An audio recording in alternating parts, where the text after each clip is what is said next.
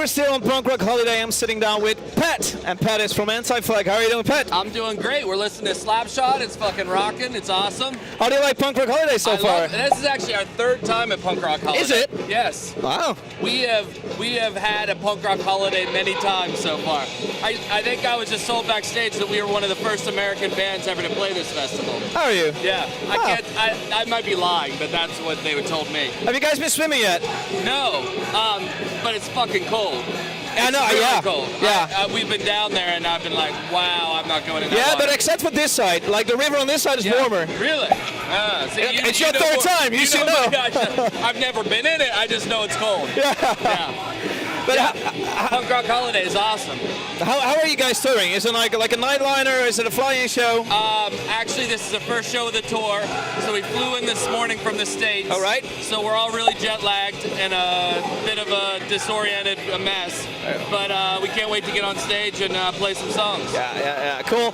I noticed you guys released a live album this year. Yes. It's called Volume 1. Yes. That makes me think there's going to be a Volume 2 next year. You're pretty smart.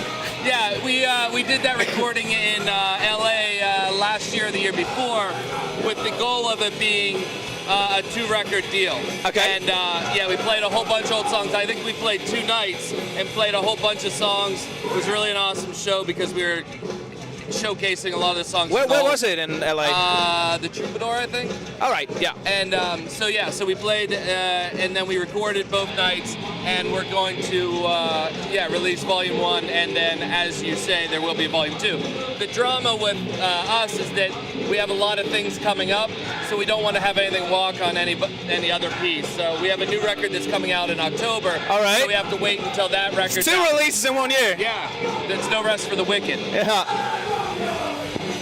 Yeah. It's fucking hot here. Actually, when we left the States, it was getting cooler. The things were cooling down a little bit.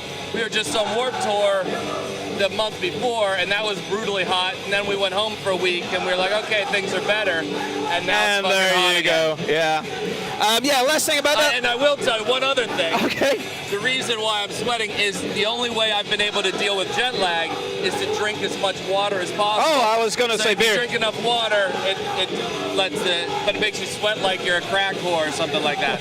Crack whore dude, crack whore, all the same. Last thing about the live album, I noticed that it was sounding pretty good.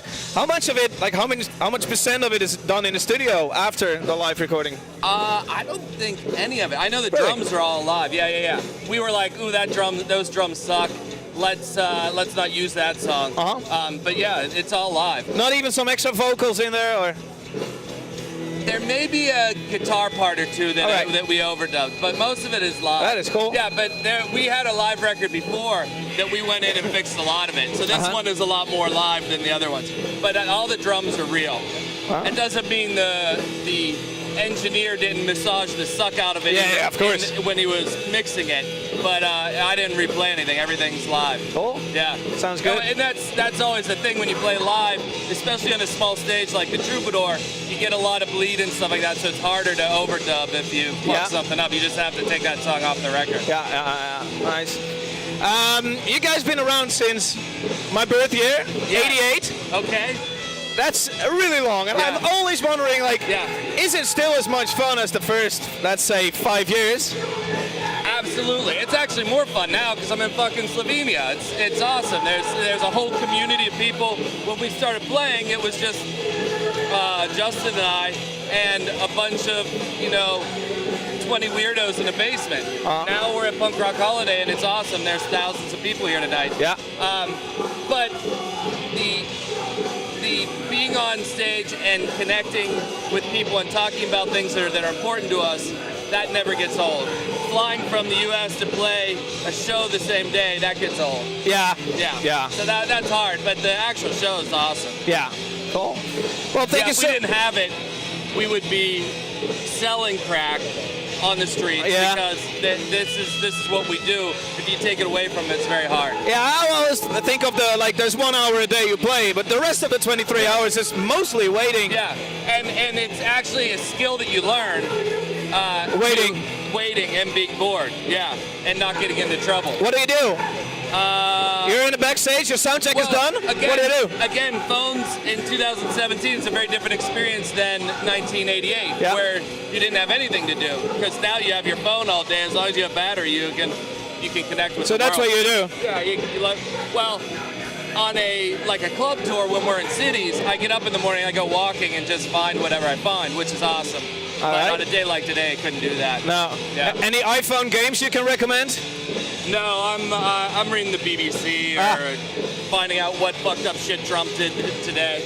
And there's always a news story about how the American democracy and Western democracy as a whole is falling down into the shitter. As a culture, an American culture, and then this is true for Western culture, we have to figure out how we deal with what is real and what isn't.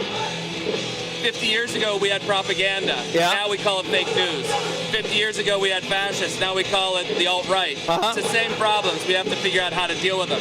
In the 50 years ago, we had to fight tooth and nail. I hope we don't have to get to that point right now, but it's coming that way. All right. So what do we do about fake news and real news being, like... The only way I've What's your answer? I don't have the answer. I'm not the smartest man in the room. There are much smarter people.